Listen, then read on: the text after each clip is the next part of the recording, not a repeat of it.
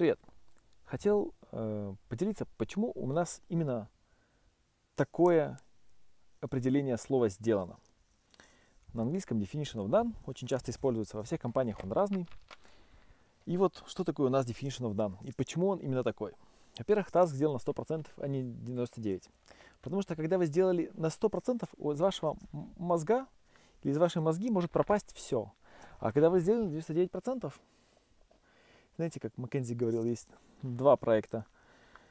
Первая половина, как-то у проекта есть две половинки. Первые 99% и оставшаяся единица. Ну, что-то очень похожее. Так вот, когда таск сделан не до конца, он не стерт у вас. Он где-то занимает у вас сколько-то рам в вашей башке. А когда таск сделан, появляется кайф. Поэтому именно таск должен быть сделан на 100%, на 99%, а не на 99%. Второе, главная цель достигнута. То есть часто бывает, человеку дали задание, или он сам взял чем-то заняться. Сделал, приносит, я все сделал. А смысл он-то по дороге и забыл, для чего это делал. То есть достигнуть нужно результата, то есть не сделать задание, а достигнуть результата. То есть у этой задачи был какой-то смысл. И надо достигнуть этого смысла. Почему? Ну, потому что по-другому нет смысла это задание делать. И мы именно хотим набирать в команду людей, набираем таких. И нам очень приятно, когда многие талантливые люди, в принципе, люди, которые любят работу по умолчанию, почему-то это делают, они это делают автоматически. И, к сожалению, когда человек такой, я сделал свою работу, а смысл забыл, значит просто он не очень сильно хочет работать. Потом, что очень важно, все работы сделаны вокруг. Например, если, не знаю, я когда-то писал код, и сейчас ребята тоже у нас куча пишут, самый, наверное, лучший в мире код. Вот хочется, чтобы код прям блестел. И ты залез, а там еще одна дыра, а там еще одна дыра. И ты все вокруг сделал. И такой внутренний кайф появляется. И самое главное, что ты на самом деле сделал работу.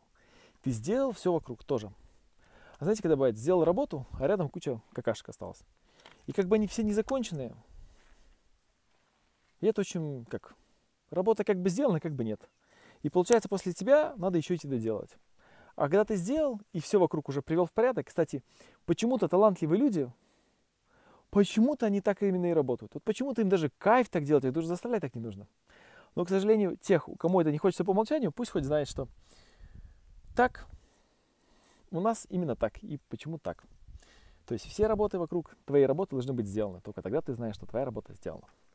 И дальше, что очень важно, люди вокруг должны подтвердить и быть, как бы знать об изменениях.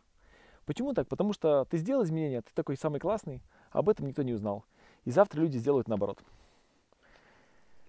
И поэтому очень логично, чтобы все люди вокруг знали об изменении и подтвердили его, потому что у них наверняка и свои пожелания были. И желательно даже перед тем, как ты что-то делал, уточнить, точно ли это классно. И когда эти основные критерии пройдены, на самом деле классно сказать, работа сделана, и внутри есть прям такой классный кайф. Работа, сделана. И можно ее стереть, и можно ей, самое главное, гордиться.